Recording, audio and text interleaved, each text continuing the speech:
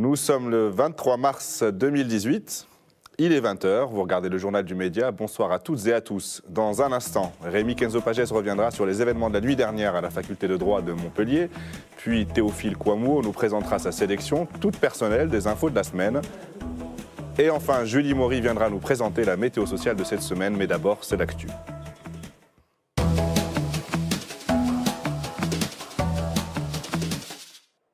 3 personnes ont été tuées et 16 personnes blessées, dont 2 gravement dans une série d'attaques menées en 3 temps aujourd'hui à Carcassonne et à Trèbes, dans l'Aude. Les faits d'abord, vers 10h, un homme a volé une voiture à Carcassonne, tuant un passager et blessant gravement le conducteur. Une demi-heure plus tard, il a ouvert le feu sur un CRS qui faisait son footing en compagnie de 3 collègues près de leur caserne. L'assaillant a ensuite roulé vers Trèbes où il a pénétré dans un supermarché de la ville et tué par balle un client et un employé en retenant plusieurs autres personnes en otage. Le groupe d'intervention de la gendarmerie nationale a donné l'assaut en début d'après-midi et abattu le suspect. Le gendarme qui a été retenu en otage a été gravement blessé par un tir de l'assaillant. Un autre gendarme a été blessé pendant l'intervention du GIGN. Selon le ministre de l'Intérieur, l'auteur des faits avait 26 ans, il aurait agi seul et était connu pour des faits de petite délinquance. L'EI a revendiqué ces attentats via son organe de propagande, peu de temps après que le suspect ait été tué. La section antiterroriste du parquet de Paris s'est saisie de l'enquête et à l'instant, Emmanuel Macron a déclaré « Notre pays a subi une attaque terroriste islamiste ». Le terroriste a été identifié et il a rendu hommage au gendarme qui s'est substitué à un otage. Nous reviendrons sur cette affaire la semaine prochaine avec un peu plus de détails et d'analyses. La nuit dernière à Montpellier, des événements d'une toute autre nature mais assez inquiétants à leur manière. Des étudiants ont été agressés dans l'enceinte de l'université. Rémi Kenzo, tu as creusé cette histoire pour nous aujourd'hui, tu en sais un peu plus. Oui Reda, alors après Toulouse, cette histoire de mise sous tutelle de l'université par le ministère de l'enseignement supérieur, c'est maintenant malheureusement la ville de Montpellier qui est au cœur de l'actualité étudiante.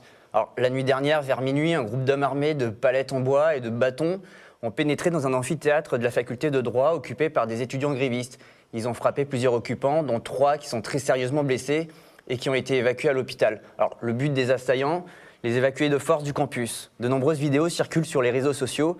Les images, elles parlent d'elles-mêmes. Mais attention, certaines peuvent choquer. Regardons.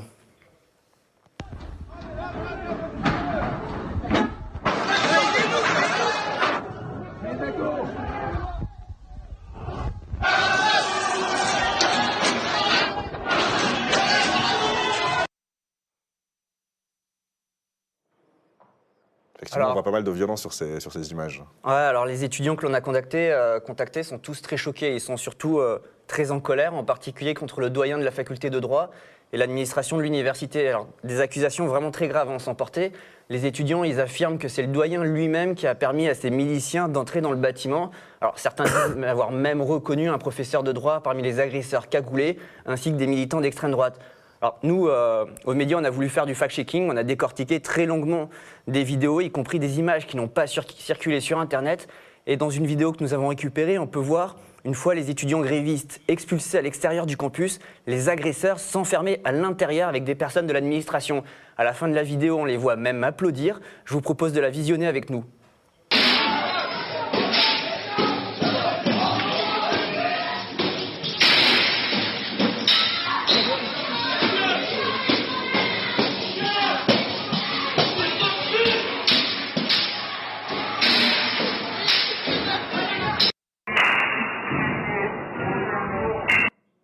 Alors, t'imagines bien, Reda, que c'est quand même très troublant et qu'on peut se poser quelques questions. Ça pose des questions, mais moi je fais une remarque parce qu'en t'écoutant, tu m'expliques que les assaillants se sont enfermés à l'intérieur avec l'administration, que la police ne les a pas interpellés en sortant. Comment ils sont sortis ces gens-là? Pourquoi la police ne les a pas attrapés au moment où ils évacuaient la fac? Alors non, Reda, apparemment non. Et je me demande aussi comment c'est possible. Alors les témoins qu'on a contactés sont eux incapables d'y répondre.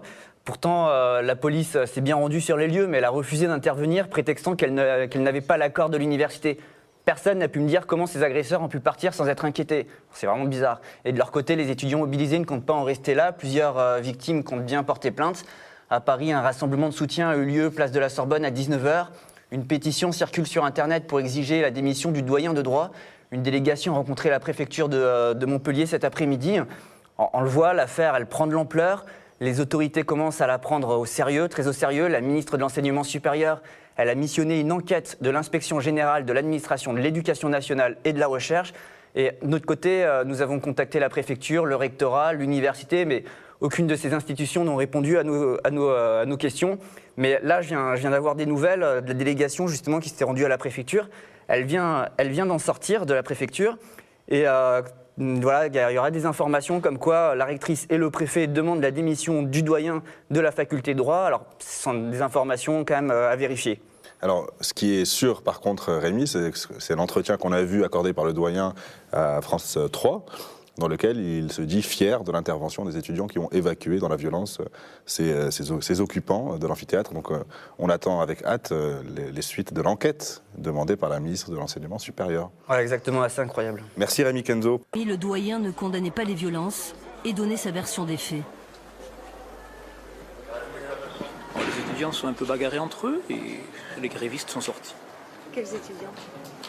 Les étudiants de la faculté de droit qui étaient mécontents d'être pris en otage, je suppose.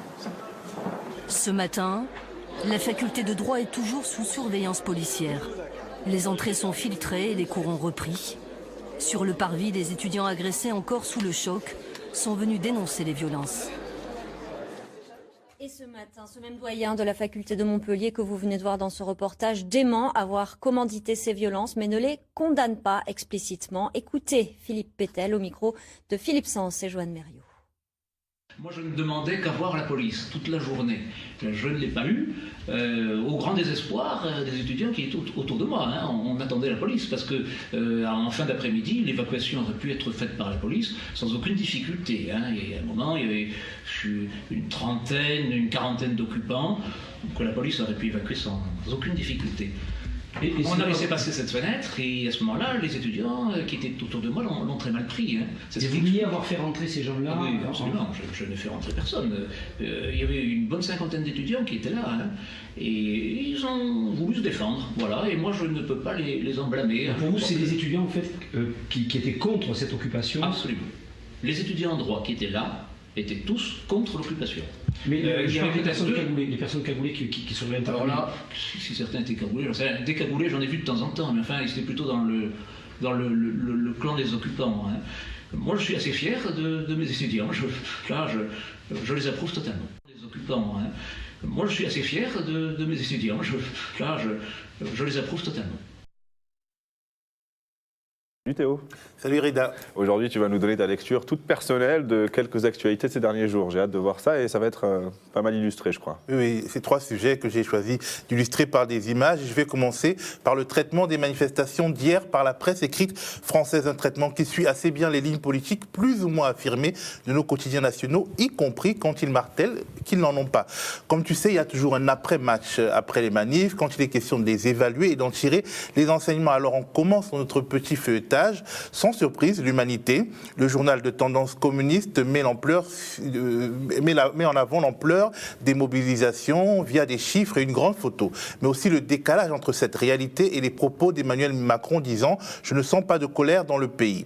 Libération, quotidien historique de gauche, cofondé par Jean-Paul Sartre, mais désormais contrôlé par le milliardaire Patrick Drahi, ne met pas les mobilisations en grande une, comme vous voyez, c'est un peu plus haut, mais il évoque tout de même un réveil de la rue, mettant en avant une mobilisation qui croît de 54% par rapport à celle d'octobre. Le Monde, qui est certes sorti ce matin et pas hier soir, ne met pas non plus le sujet manif en valeur à sa une. Le journal parle de statu quo après une mobilisation réussie. Remarquez les guillemets sur le réussi.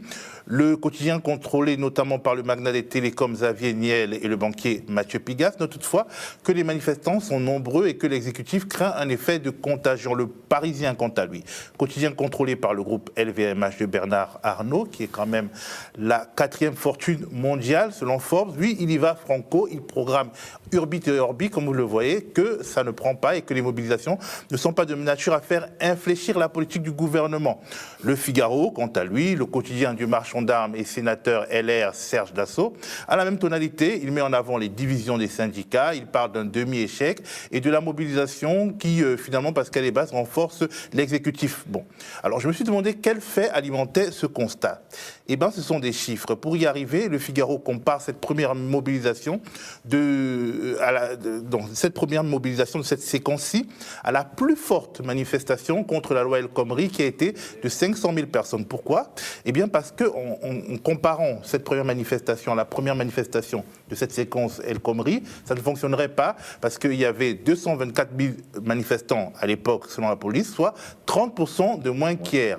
Donc, tu vois, c'est bien connu, hein, on peut faire dire aux chiffres ce qu'on veut, et c'est bien connu aussi, les propriétaires des journaux n'ont pas d'influence sur leur ligne éditoriale. Je ne peux pas te croire. Ah bah pour rigoler un peu, regardons cette petite vidéo de Xavier Niel. C'est une vidéo d'une conférence donnée en 2017 à l'université Paris-Dauphine qui ressurgit sur les réseaux sociaux. On regarde un peu. Quand on est arrivé au groupe Le Monde, il perdait, je sais pas, une vingtaine de millions d'euros par an. Je vous l'ai dit, il a fait 12 millions de marge d'EBITDA l'année dernière. Donc vous avez un groupe qui a changé. Comment un groupe change? Il change parce que nous, actionnaires, on a la possibilité de s'occuper de la partie éditoriale. Voilà, c'est tout l'inverse. On a lapsus révélateur. C'est Edouard en fait. Mon Dieu. Et non, on a la possibilité de s'occuper de la partie gestion. Et on s'est mis à gérer cette entreprise comme une entreprise. Théophile, ton courage n'a décidément pas de limite puisque tu as regardé hier le plaidoyer télévisé de Nicolas Sarkozy après sa mise en examen dans l'affaire des financements libyens. Oui, j'ai fait attention aux éléments de langage déployés par notre ancien président et j'ai constaté qu'il reposait sur une rhétorique binaire. En gros, il disait « Comment pouvez-vous croire les propos d'un dictateur exotique et cruel face à ceux d'un ancien président d'une démocratie qui en plus est votre beau pays de cocaïne? Comment peut-on croire que moi, qui ai renversé Kadhafi au nom de la démocratie et des droits de l'homme, j'ai aussi pu prendre ces sous ?» Le truc est que si on retourne dans le passé, on pense irrésistiblement à quoi? À l'affaire des diamants de Bokassa et Giscard d'Estaing. Giscard dirigeait à l'époque une démocratie, comme elle était une démocratie tout aussi bien qu'aujourd'hui, et Bokassa était un dictateur ridicule. En 1973, un an avant l'arrivée au pouvoir de Giscard, Bokassa lui remet une plaquette de diamants. Dès que Giscard est élu, il reçoit Bokassa à Paris en grande pompe. Des diamants continuent de circuler toujours et en 1979, suite à une répression de rue, Giscard met en cause Bokassa, l'armée française intervient pour le renverser. Et qu'est-ce que Bokassa il fait pour se venger? Il fait fuiter, via le canard enchaîné, des documents officiels qui dévoilent ces petits cadeaux bien embarrassants et la mise en perspective de ces deux actualités assez troublantes. Ouais, c'est un beau parallèle que tu fais là. Tu l'as dit, tu tenais aussi à nous parler de quelqu'un et à lui rendre hommage. Qui est cette personne? Oui, il s'agit de Daouda Coulibaly, journaliste et blogueur ivoirien.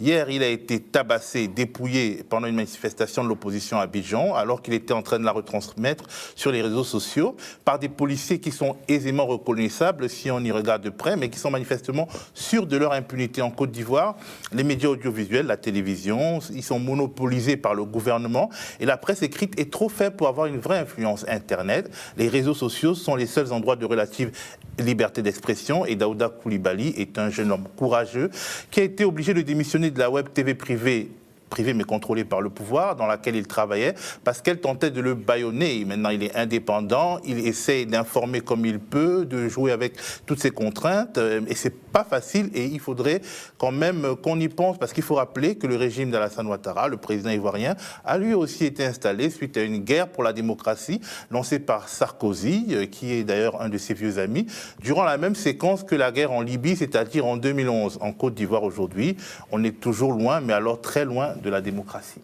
Courage à Daouda. Merci Théophile pour cette petite pot pourri de l'information de la semaine. La grève des universitaires a duré 14 jours étalée sur 4 semaines. Il s'agit de la plus grande grève de l'histoire chez les universitaires britanniques.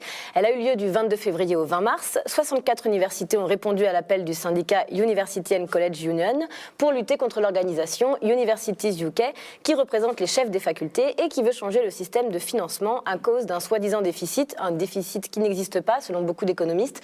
Les changements que l'organisation propose entraîneront, selon les évaluations, une réduction réduction de 40% du montant de retraite, soit 200 000 livres pour des jeunes chercheurs qui commencent leur carrière. Plusieurs universitaires voient surtout la grève comme un moyen de montrer qu'ils s'opposent à la marketisation des universités. Les étudiants ne sont pas des consommateurs. Et rappelons qu'après les États-Unis, le Royaume-Uni est le pays où le coût des études est le plus élevé. Pas d'accord trouvé pour le moment. Il est probable qu'il y aura 14 jours de grève supplémentaires en avril-mai pendant la saison des corrections. Et sur Twitter, Jérémy Corbyn, le leader du Parti travailliste, s'était montré solidaire envers les 42 000 professeurs descendus dans la rue au matin du premier jour de grève le 22 février dernier.